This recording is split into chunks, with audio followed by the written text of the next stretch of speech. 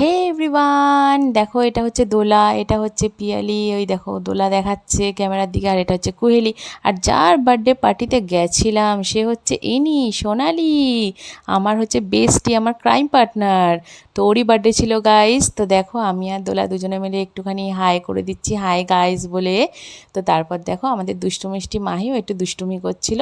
তো তারপর ওকে আমি একটুখানি আদর করে দিচ্ছিলাম। দেখছো কি সুন্দরভাবে, দেখো শান্তভাবে একটু আদর খাচ্ছিলেও, কি মিষ্টি লাগছে না?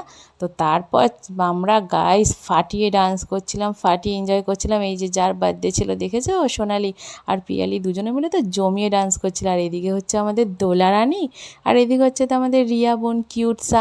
তো তোমরা তো কমেন্ট করে জানিও তো যে ওরা কোন গানে ডান্স করছিল। তো তারপর চলে এলো কেক কাটার টাইম গাইস। তো দেখো ওরা সবাই মিলে তিনজনে মিলে কি সুন্দর কেকটা কেটে ফেলছে। কেকটা কিন্তু দারুণ সুন্দর দেখতে হয়েছিল গাইস, দারুণ ছিল।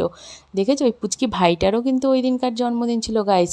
তো তারপরে তো কেক কাটা হয়ে গেল গাইস, আমি তো এক পিস কেক তুলে নিলাম। দেখো হেভি ছিল গাইস, কেকটা খেতে দারুণ টেস্টি ছিল, পুরো চকলেট ফ্লেভার। আর এই দেখো লিপিকা অমনি গালে টপ করে একটু কেক পুড়ে নিল।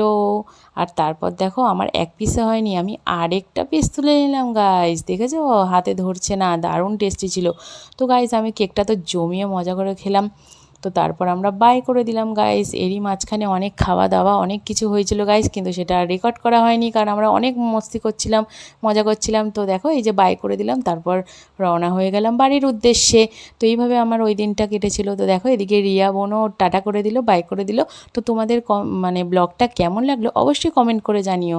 আর তোমরা ওকে কিন্তু ভালো ভালো কমেন্ট করো, আর বার্থডে উইশ করে অনেক শুভেচ্ছা জানিও সোনালিকে। তো দেখো এই যে আমি একটু ডান্স করে নিলাম গাইস। তো এইভাবে আমার দিনটা কেটেছিল সেদিনকার, দারুণ। তো দেখা হচ্ছে নেক্সট ব্লগে। আজকের জন্য টাটা।